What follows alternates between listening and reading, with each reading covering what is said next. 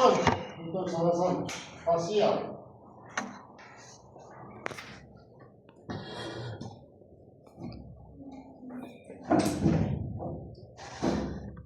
Bueno, cuando hablamos del facial nos referimos a qué? Al par craneal que va a inervar los músculos de la cara, fundamentalmente, ¿no es cierto? Y esto es un par craneal, como dice ahí, es mixto, sensitivo-motor, es más motor que sensitivo, y cuando nosotros hablamos de lo que es el par craneal, las fibras motoras, ¿dónde se encuentran? A nivel de la protuberancia.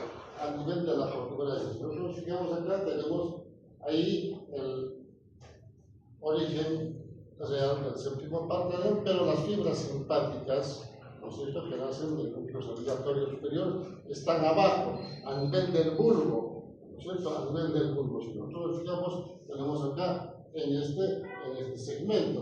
Ahora, las fibras sensoriales que llegan al núcleo gustatorio del bulbo se conectan ¿dónde? En el ganglio geniculado, ¿no es cierto? ¿Y cuál es el origen aparente? El origen aparente es el extremo lateral del surco bulbo olfatorio. Surco bulbo olfatorio, ¿no es cierto? Bien, ahora, ¿qué órganos va a inervar? ¿Qué órganos inervan? Generalmente los músculos de la cara, los músculos de la mímica. Por esta vez.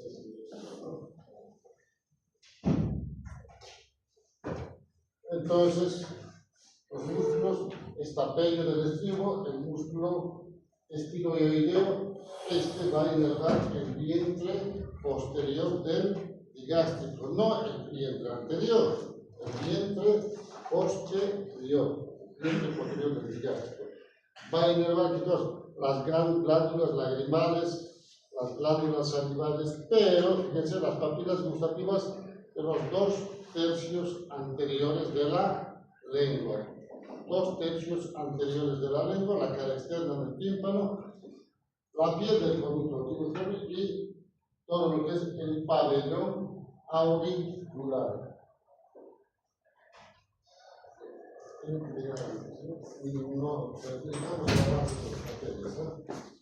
Entonces,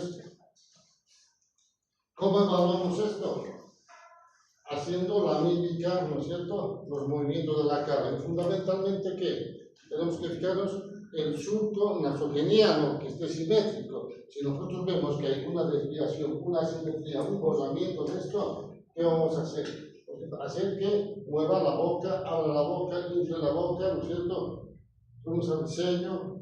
Entonces, todo eso nos orienta a que el paciente probablemente tenga, sí, una lesión o una parálisis facial, que es el más frecuente de la lesión del nervio facial, es la parálisis facial periférica o la parálisis de Bell.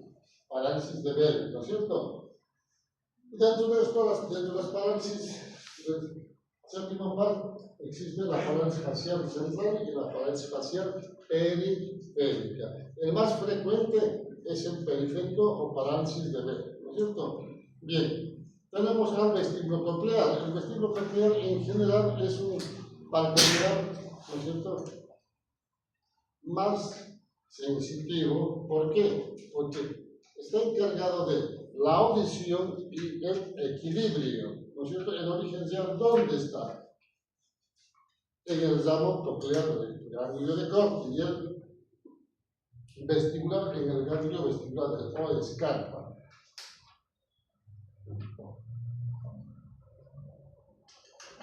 ¿Cuál es el origen aparente?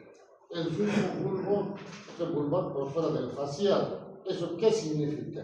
Que normalmente el vestíbulo coclear y el facial salen juntos, pero cuando hablamos de la parte coclear y vestibular estamos hablando de lo que es el oído interno. ¿Por qué? Porque inerva ¿qué cosas? El órgano de Corti, ¿no es cierto?, del conducto coclear, la mácula del audículo, los sacros, las crestas ampulares y, fíjense, los conductos semicirculares del laberinto semimembranoso. Todo esto, ¿dónde está? En el oído interno. En el oído interno, ¿no es cierto? Entonces, cuando nosotros empezamos a examinar este par craneal, ¿qué es lo que nos interesa ver? El tema del equilibrio con la maniobra de Zomberg.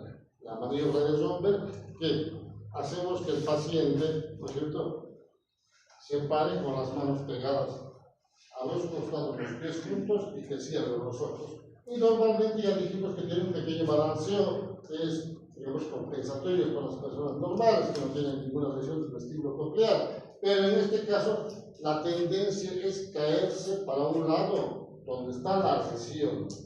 Donde está la lesión, tiene tendencia a caerse. Algunos neurólogos recomiendan hacer, ¿no es cierto? Si ustedes leen los libros de Fustino que les recomendé, nos recomienda que, ¿no es cierto?, cuando tenemos duda de la maniobra de Zomberg, hacemos la maniobra, ¿no es cierto?, sensibilizada de Zomberg, que es poner un pie hacia adelante, las manos al costado, y el movimiento de equilibrio es la tendencia a caerse para adelante o para atrás. Pues esas maniobras son las que nos ayudan a entender lo que es el sentido del equilibrio.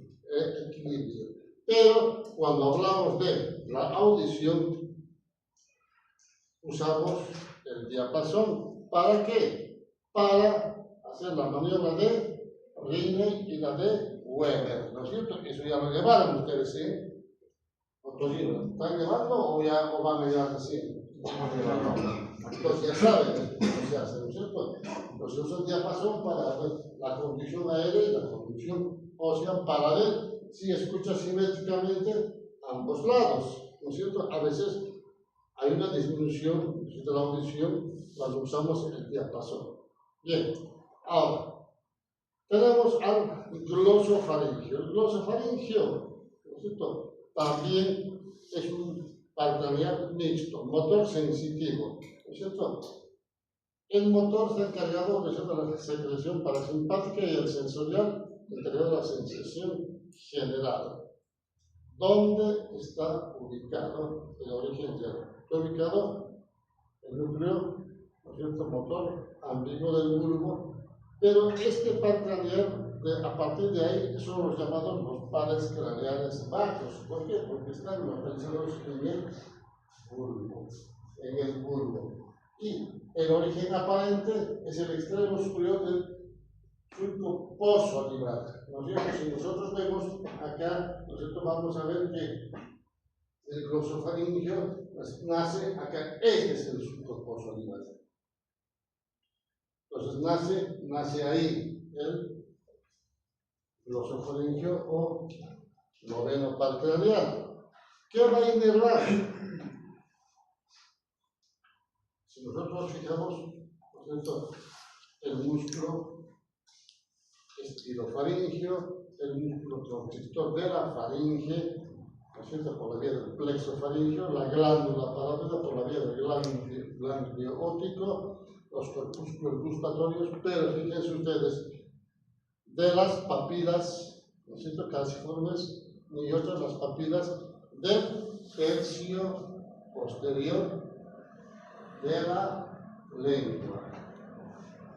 No tercio anterior. Tercio anterior, ¿por qué estaba inervado? ¿Por él? ¿Por él? El facial, ¿no es cierto? Los dos tercios anteriores están dados por el facial. Y el tercio posterior está por el glosofaringio, ¿no es cierto? El glosofaringio. También está inervado que o va a inervar la mucosa faringea, toda la cara interna del tímpano, no la cara externa, la cara interna del tímpano, ¿no es cierto?, es encargado del dolor, los fines receptores de los cuerpos carotidios, la carótida, ¿no es cierto?, y los presos receptores del seno carotidio. Eso que cuando masajean, apretan la carótida, se desmayan. Bueno, eso. Bien, ahora, ¿cómo examinamos? ¿Cómo evaluamos? Hacemos que el paciente diga, como nosotros le decimos, abra la boca, saque la lengua y diga "ah", ¿no es cierto? Entonces ahí, ¿qué estamos examinando? El noveno par craneal. ¿Para qué? Para ver la simetría del velo del paladar, que esté simétrico, que tengamos la óvula en la parte media, que no esté desviada para ningún lado. Entonces vemos cuando le decimos que diga A, vemos que el velo del paladar eleva, ¿no es cierto?, simétricamente. Cuando hay una asimetría en esto, entonces tenemos que suponer que hay una lesión del glosofaringio, Pero también podemos, digamos, estimular el reflejo nauseoso usando un bajalenguas, ¿no es cierto? Y cuando hay lesión de esto, ¿no es cierto?, el paciente tiene la patología que se llama la neuralgia del glosofaringio, más o menos muy similar a lo que es la neuralgia del trigémino. Este paciente va a tener mucho dolor, pero mucho dolor al tragar, fundamentalmente. En el momento en que nosotros deglutimos, ¿no es cierto?, hay movimiento del pelo del paladar. Y si está lesionado, genera mucho dolor. La cirugía es más o menos similar a lo que es la neuralgia del trigémino. Algunos dicen se empieza más con tratamiento médico, pero esto responde más al tratamiento quirúrgico. Es lo mismo, la arteria va golpeando al glosofaringio, lo que tenemos que hacer es separarlos para que no provoque la neuralgia. Y tenemos al vago. El vago en general también es un parcranial mixto motor sensitivo y fíjense ustedes que, ¿no es cierto?, el origen real, ¿dónde está? En el motor principal del núcleo ombligo, el parasimpático, en el motor dorsal del vago. El sensitivo, ¿no es cierto?, en el núcleo solitario del núcleo espinal del trigémino, hacia abajo. Entonces, fíjense, estos también están a nivel del bulbo, pero el origen aparente surto posterolateral caudal al glosofaringio. Si nosotros vemos acá, tenemos al glosofaringio hacia arriba y abajo tenemos al vago. Entonces, cuando nosotros examinamos este par craneal, ¿no es cierto?, vamos a examinar qué cosa. Lo mismo que el glosofaringio, porque a nivel de la boca, a nivel de la orofaringe, inervan las mismas estructuras. Entonces, cuando estamos examinando, lo mismo que cuando examinamos los oculomotores, examinamos 3 pares craneales, ¿no es cierto? Acá examinamos los 2 pares craneales. El glosofaringio y el vago. Entonces lo mismo va a inervar las mismas estructuras. Fíjense, el constrictor de la faringe, por la vía del plexo faringeo, el músculo de la laringe, las glándulas y músculos lisos de la faringe, laringe, las vísceras, pero la diferencia es que este parcranial desciende hacia abajo, lo que no pasa con el glosofaringio. Entonces, este parcranial va a ir a inervar a todo lo que son las vísceras del tórax y del abdomen, ¿no es cierto? Va a llegar hasta el tubo digestivo, ¿no es cierto?, hasta la flexura esférica del intestino grueso, las vísceras torácicas, pero este va a ir ¿dónde?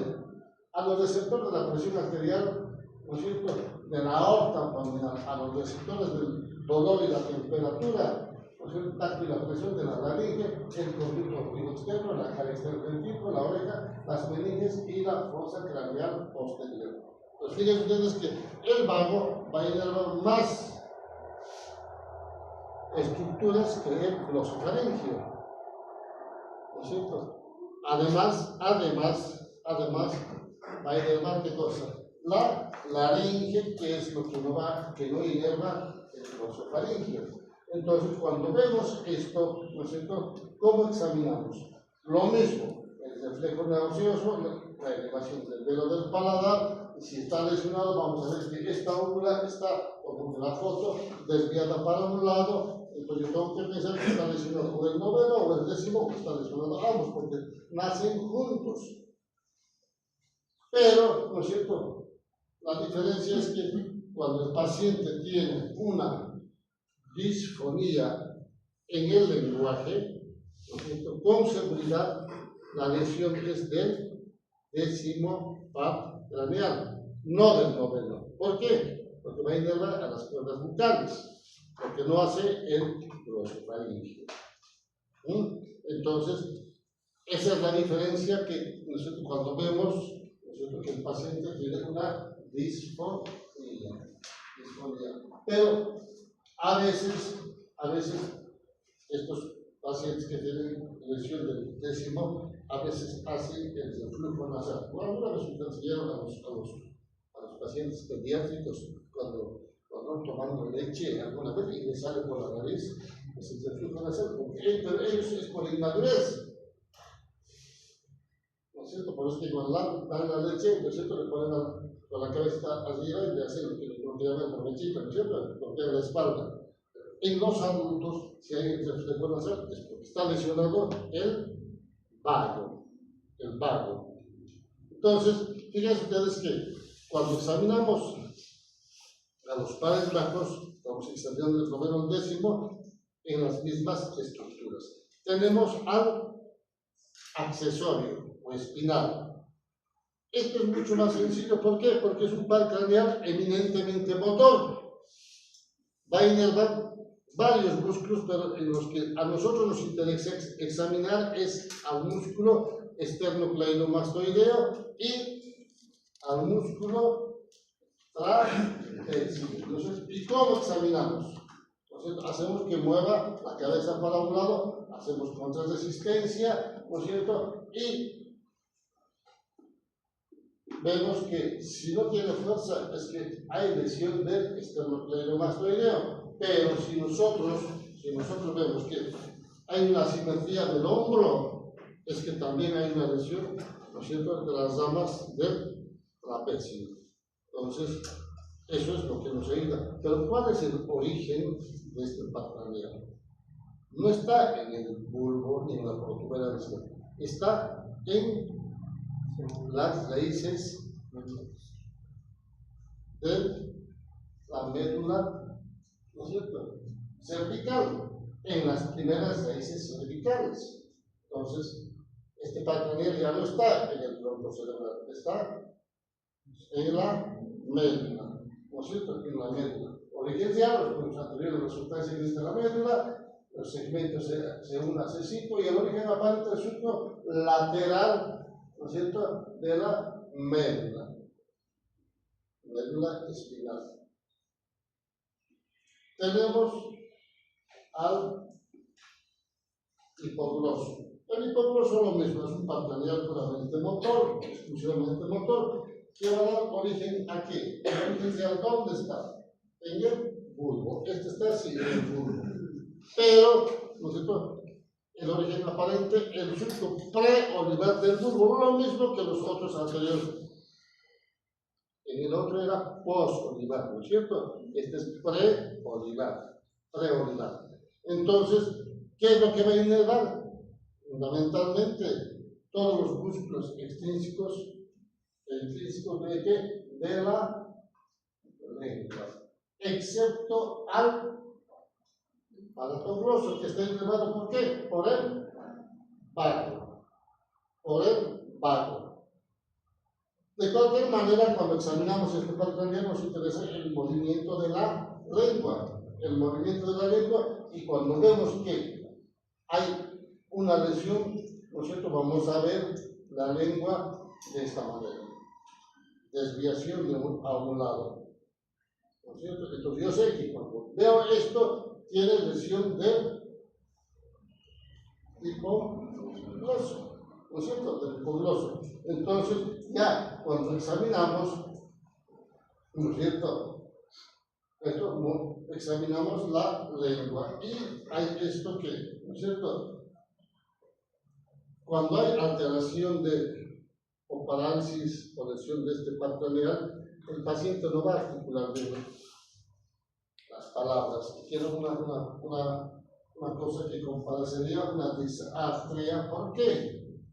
Porque no articula bien, porque una mitad de la lengua no funciona, ¿no es cierto? Pero aparte de eso, ¿qué otra cosa podemos ver en esto? Ya se los expliqué también al principio.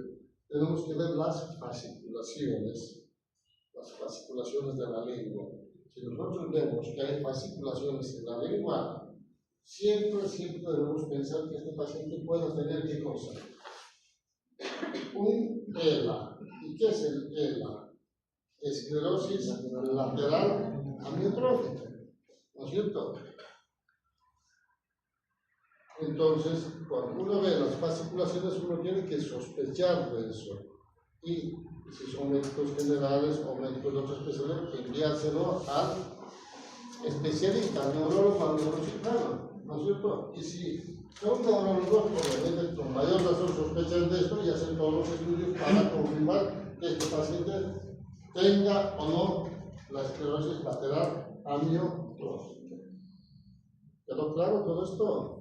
¿Sí? ¿Seguro? ¿Alguna pregunta?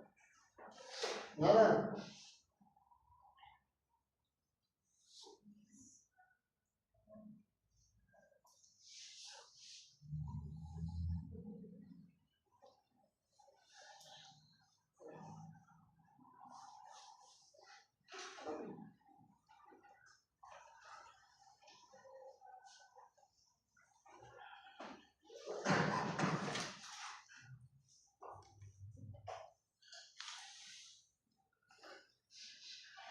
Bien, entonces seguimos avanzando.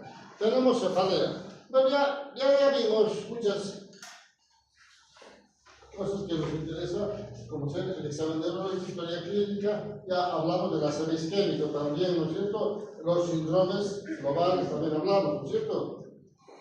¿Sí? Sí. Entonces ya sabemos que cada lóbulo va a dar una sintomatología. Pues ya sabemos que pueden estar. Pero hay patologías como esta, no patologías, sino más bien signos y síntomas, en este caso síntomas, ¿no es cierto?, que el paciente va a la consulta. ¿Por qué? Por cefalea. Entonces, cuando hablamos de cefalea, estamos hablando de qué? ¿De una enfermedad? Sí. ¿O un síntoma? Es un síntoma, no una enfermedad. Entonces, el paciente tiene síntomas de cefalea. Y la cefalea puede tener múltiples causas, pero múltiples causas. Un ejemplo de, no sé, se me ocurre en este momento, eso pasa más en las mujeres, en ustedes las chicas. ¿No es cierto? No quieren salir con el novio, salgan, ay no, me duele la cabeza. ¿No es cierto? ¿Qué pretexto? Tengo dolor de cabeza. Es así, ¿no es cierto? Y entre los hombres, lo mismo. Quieren salir, no quieren ser con la otra no quieren salir. No, estoy con dolor de cabeza, mucho trabajo. Lo mismo, ¿no es cierto? Pasa lo mismo. Entonces, fíjense, hay muchas causas. Hay muchas causas, desde un paciente que tiene resfrío, está con fiebre, ¿no es cierto? Y tiene dolor de cabeza. Un estrés, porque tienen que tener 2 o 3 exámenes ustedes ahora, ¿no es cierto? Tienen dolor de cabeza, ¿por qué? Porque falta de sueño, porque no estudiaron los temas que tienen que estudiar, ¿no es cierto?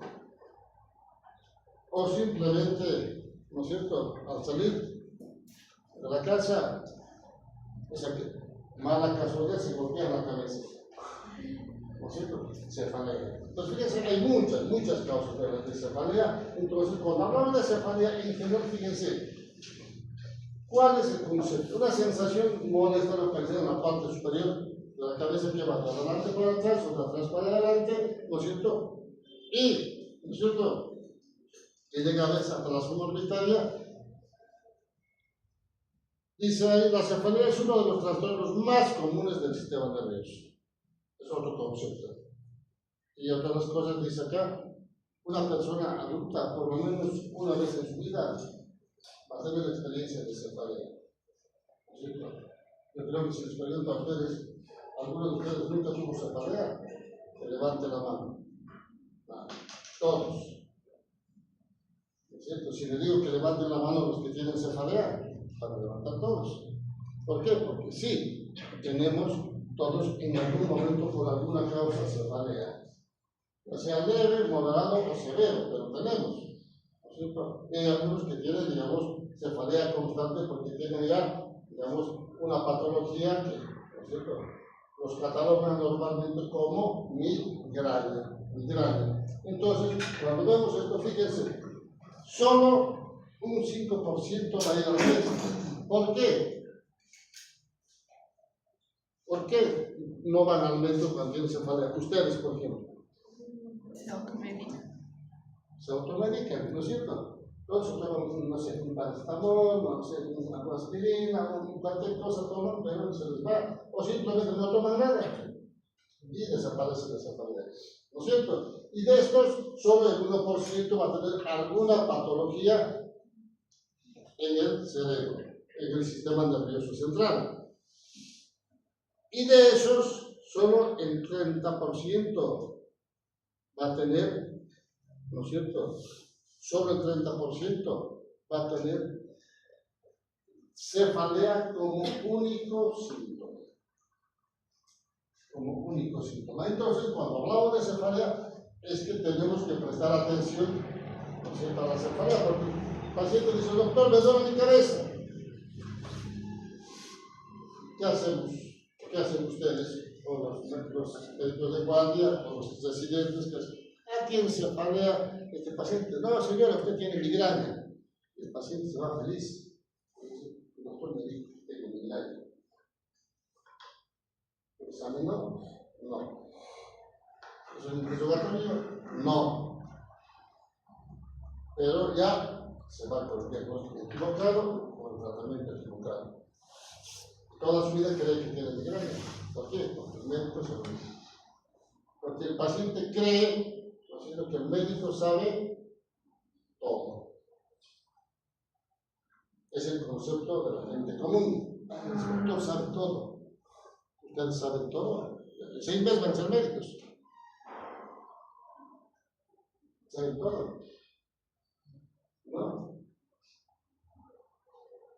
Ustedes saben que estadísticamente en la universidad se aprende solo más o menos un promedio del 12% del conocimiento de la medicina. Entonces, ¿en qué porcentaje está? Cada una conciencia. No me lo digan, piensen ustedes. 1%, 2%, 0,8%, 3%. ¿Dónde se catalogan ustedes? Fíjense ustedes entonces. Es importante que hagan eso de autorreflexión, autocrítica, para saber dónde se encuentran, porque ya van a, ¿no es cierto?, en poco tiempo ya van a ser médicos. Y siempre se lo digo, que una vez que les den el título, van a tener el sello, y eso no es para asustar, pero el mundo actual es como los abogados. Todo lo que digan y lo que hagan será usado en su contra.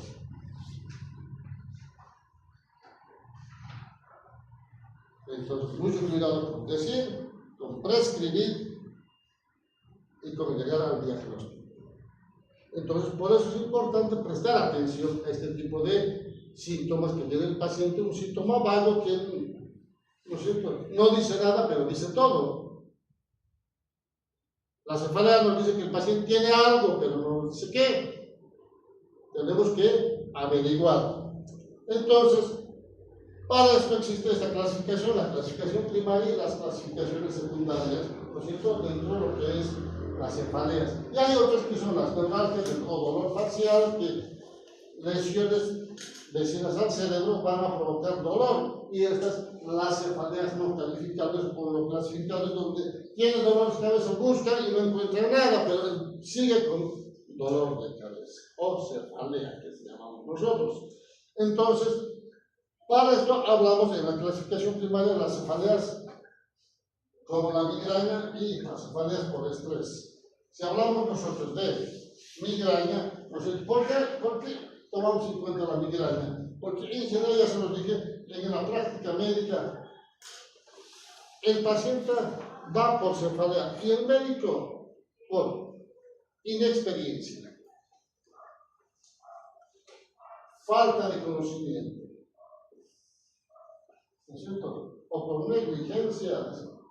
Tiene migraña, no lo revisa, no interroga, ¿no es cierto?, y le da la etiqueta del diagnóstico de migraña. Diagnóstico equivocado, tratamiento equivocado, ¿no es cierto? Entonces, cuando hablamos de migraña, tenemos que prestar atención en algunas cosas, como por ejemplo, en general la migraña siempre, la gran mayoría es unilateral, una hemicrania, ¿no es cierto? Hemicrania, que después a veces se generaliza o se localiza en un sector. Y cuando empieza, antes se decía que empezaba en la edad adulta, después se vio que en la adolescencia, ahora se habla de la infancia inclusive, que empieza la migraña, pero tiene que tener un patrón familiar, ¿no es cierto? Y antes se hablaba de que era una causa vascular, hasta ahora se sigue pensando esto, pero en los estudios se encontraron que tienen una secreción elevada de ¿qué? De la serotonina. ¿Qué función tiene la serotonina? ¿No? De elevar la serotonina, ¿no es cierto? O por lo menos se acuerdan el nombre de serotonina. ¿Qué funciones tiene?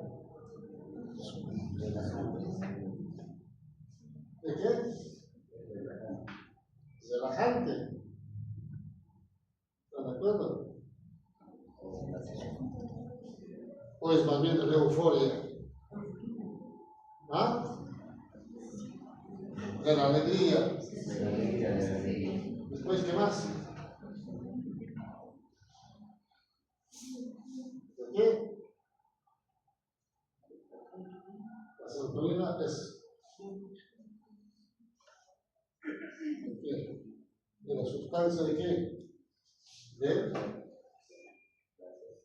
¿Cómo? El amor, lo que dice en palabras, ¿no es cierto? Pues cuando usted está con el novio, para tener elevado de serotonina, cuando está con la novia. Entonces la serotonina tiene muchas funciones, no solamente esto. Entonces se dice serotonina tiene muchas funciones la serotonina, pero dentro de estos, en la cefalea de causa migrañosa encontramos elevada la serotonina, que es una de las causas para desencadenar la crisis de cefalea. Hay trastornos familiares, obviamente, que son condicionantes para tener esto de la migraña. Y al principio, cuando empieza la migraña, dura muy pocas horas, 1 hora, 2 horas, y responden simplemente a tratamientos analgésicos comunes, pero cuando pasa 2 años, esto se hace mucho más severo al tratamiento y necesita otros medicamentos y el tiempo de la cefalea dura mucho más, 12 horas, 24 horas, 48 horas, hasta 72 horas, ¿no es cierto? Y ¿qué es lo que va a tener aparte de esto el paciente? Va a tener lo que llamamos la fotofobia, la fonofobia, ¿no es cierto? Y obviamente estos pacientes aumentan la intensidad del dolor con el movimiento de la cabeza, la actividad diaria rutinaria, ¿no es cierto? Y obviamente, ¿no es cierto? Hacemos que el paciente cuando tiene esto, ¿qué hace? Se encierra en una habitación, en su habitación, en su dormitorio, apaga las luces, cierra las cortinas, ¿no? La oscuridad y el silencio. Y se pone a dormir o tomar los antimigrañosos y empieza a mejorar. Entonces, fíjense ustedes que tiene sus características, ¿no es cierto?, típicas de ser una migraña. ¿No es cierto? Si un paciente dice, ¿no es cierto?, que no le molesta la luz, no le molesta el frío, no tiene una oscuridad, y lo más probable que no sea migraña, puede ser se falla por cualquier causa, pero menos migraña. Entonces, tenemos que tomar en cuenta ese tipo de parámetros y saber que en general no es la primera causa de cefalea dentro de la clasificación, más bien es la segunda causa. Pero la gran mayoría hablamos de ¿qué? De migraña, en vez de hablar de otra cosa. Por eso que hacemos hincapié en esto y fíjense, la prevalencia es el 8% de la población en general, es más prevalente en las mujeres que en los varones, ¿no es cierto? La migraña y el pico de prevalencia, así como empieza en la adolescencia, ¿no es cierto? El pico llega más o menos entre los 20 y los 40, 25, 45 años y a partir de ahí empieza a descender. Por eso es que, ¿no es cierto? ¿Alguna vez ustedes escucharon una persona que tiene 60 años, 65 años que tenga migraña? ¿No? Lo que sí, cuando van a acompañar, digamos, a la hija o a la nieta a la consulta por migraña, ¿no es cierto? Se pregunta, ¿y en la familia hay alguien? Y la abuela dice, sí, yo también tenía su edad, ahora ya no tengo. ¿Por qué? El pico va subiendo y desciende. ¿No es cierto? El pico de prevalencia, ¿no es cierto?, entre los 20 y los 40 años. Pero, ¿no es cierto?, tiene que tener el antecedente familiar. De eso no sabe por qué, doctor. ¿Cómo? No se sabe por qué. Es un ciclo que no está totalmente definido. No está definido. ¿No? Pero se sabe que existe esa curva. ¿No? Ahora, las cefaleas, mejor dicho, las migrañas se presentan de dos maneras. Las migrañas con aura y las migrañas sin aura. En general, lo más frecuente, más del 80% de los pacientes que tienen migraña son aquellos que tienen las migrañas sin aura. Sin aura. O sea, aparece la crisis de cefalea sin previo aviso. Puede ser en la mañana, la tarde, en la noche. Hay factores desencadenantes, el ambiente, no sé, el trabajo, ¿no es cierto? Pero, ¿no es cierto?, estos siempre van a acompañarse, en la gran mayoría, de náuseas o vómitos, van a tener fotofobia, fonofobia, y algunos pacientes dicen, cuando como chocolate, tengo migraña. Otros dicen, tomo leche, tengo migraña. Como queso, tengo migraña. Cuando consumo naranja, tengo migraña. Cuando consumo tomate, tengo migraña. O, no sé, alguna verdura, no sé, la cebolla, ¿no es cierto? O, no sé, la acelga. Entonces, y eso se comunica en la gente común. Entonces uno dice, yo tengo migraña, yo no tengo que tomar ni leche, ni chocolate, ni naranja, ni cebolla, ni tomate, nada, o sea, no come nada. Pero no es así. Hagamos de cuenta que aquel compañero tiene migraña. Cada vez que viene a neurocirugía, a la clase, tiene migraña. Es un desencadenante. ¿No es cierto? Pero no a todos. ¿No es cierto? Solo a él. Entonces, porque a él le provoca cefalea estar en clases, no, ninguno que ustedes, todos ustedes tienen migraña y ninguno asiste a clases. No. O simplemente a él que tiene migraña dice, no, yo consumo chocolate y provoca migraña, entonces el resto no come chocolate. No. O él, ¿no es cierto?, tiene migraña, pero le desencadena el queso. Dice, a mí el queso, nadie come queso. No. A él le provoca el queso, al resto no. A él le provoca las clases, digamos, pero al resto no. A él el chocolate, al resto no. Entonces tienen que entender eso y explicar al paciente de esa manera. ¿No es cierto? Y otro dice, acá la compañera dice, yo como naranja y tengo, todos los inviernos tengo cefalea, migraña, con mayor frecuencia el resto del año. Entonces nadie come naranja, no, solo a ella, el resto no puede comer. Entonces, pero hay, digamos, estas cosas que pueden provocar la falta de vitamina D, la trifosfamida, la coenzima Q10, pero, ¿no es cierto?, o simplemente, ¿no es cierto?,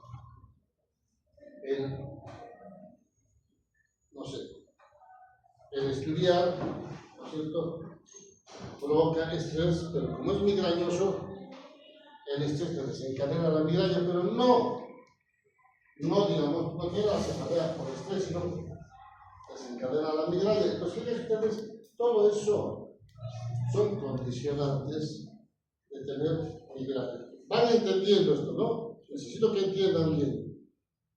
Bien, entonces, cuando nosotros hablamos de esto, ¿no es cierto?, hablamos también de lo que es la migraña con aura. Pero cuando hablamos de la cefalea de migraña con aura, esto es como que el organismo nos avisa a nosotros de que vamos a tener la crisis de migraña. Y normalmente, ¿no es cierto?, y nos avisa con alteraciones visuales. Por eso, en general, uno despierta y ¿qué es lo que va a tener? Trastornos de la visión, destellos, luces, conceptos centellantes, zigzagueantes, visión borrosa, visión brillante, de pronto le brilla todo y no, o se nubla la vista, ¿no es cierto? A veces hay una parestesia de un brazo, una pierna, ¿no es cierto? A veces escuchan, ¿no es cierto?, unas cosas, a veces tienen vértigos y a veces problemas de lenguaje. Entonces uno ya sabe, un paciente migrañoso, ya sabe que si tiene alguna de estas cosas, sabe que va a tener una crisis de cefalea. ¿Y qué es lo que hace? Rápidamente toma el antimigrañoso. ¿Para qué? Para bloquear el dolor, para bloquear la cefalea.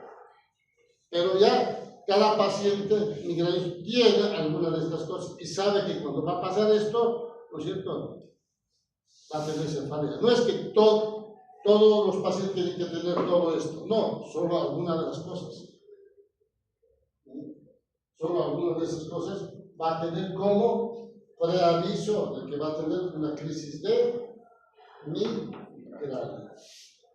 Entonces, existen otro tipo de migrañas, las llamadas migrañas complejas, estas, las basilares, por ejemplo, cuando hay problemas de fosa posterior.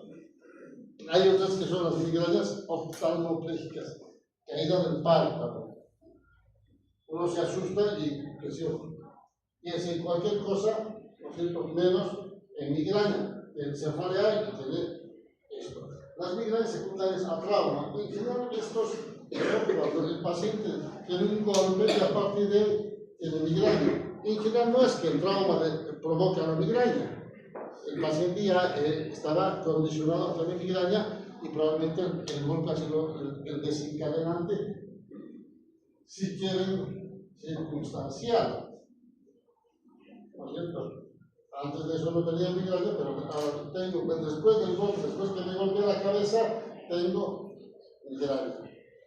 O las hemipléjicas. Cuando un paciente va a la emergencia, tiene, ¿no es cierto?, problemas de lengua, que no puede hablar y no puede mover la mitad del cuerpo. Rápidamente, ¿en qué pensamos nosotros? En un ACV isquémico, ACV moral. ¿No es cierto? ¿Qué hacemos? ¿Qué hacemos? ¿Le dejamos que se muera? ¿Qué hacemos?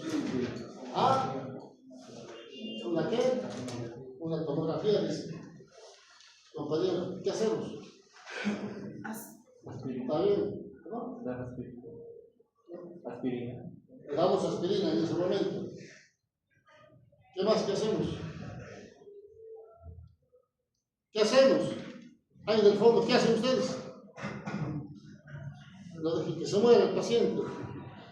Ustedes van de este lado, ¿qué hacen con el paciente? ¿Ah? ¿Qué hacemos? Nada. ¿Qué hacemos? ¿Qué es lo que aprendimos en las clases? ¿Qué hacemos?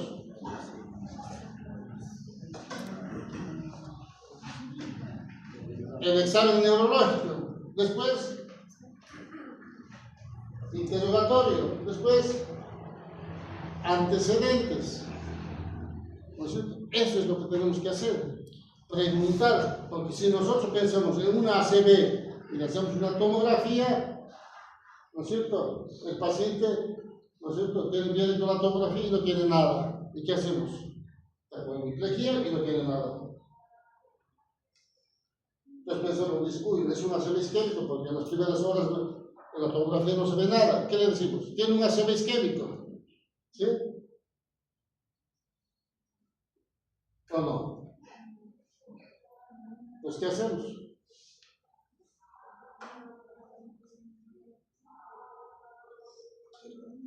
Hacemos el interrogatorio, ¿no es cierto? Y uno de los familiares que llega dice, doctor, ¿no es cierto? Y, ¿no es cierto? No es la primera vez que pasa, porque usted no preguntaron si es la primera vez o tenía antes estos episodios o eventos. ¿No es cierto? Solamente el familiar dice, no, no es la primera vez que le pasa. Ya vino 2 veces, le pasó 2 veces que después de unas horas se recuperó todo y se fue. Pero ¿y por qué, señores? No, porque tiene migraña. Entonces, hacen el tratamiento, lo compensan, presión arterial, ¿no es cierto?, saturación, lo van controlando y le dan el antimigrañoso, mejora y el paciente se levanta y se va a su casa, cuando llegó en una camilla. ¿Hicieron el interrogatorio? No. ¿Hicieron la análisis? No.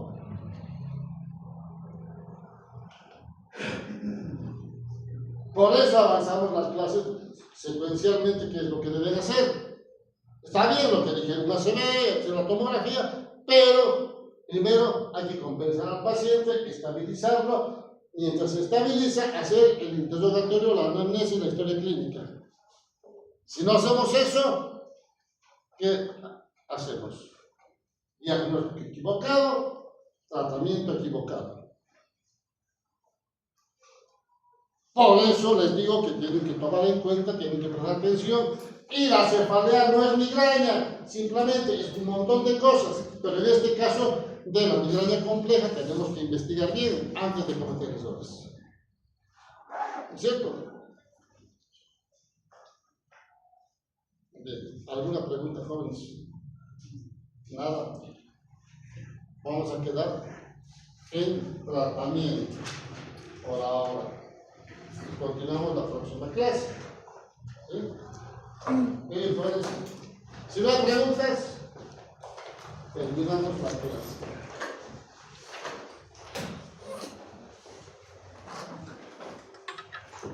Recuerden que cuando están frente a un paciente, siempre el interrogatorio, antecedentes, nunca olviden eso.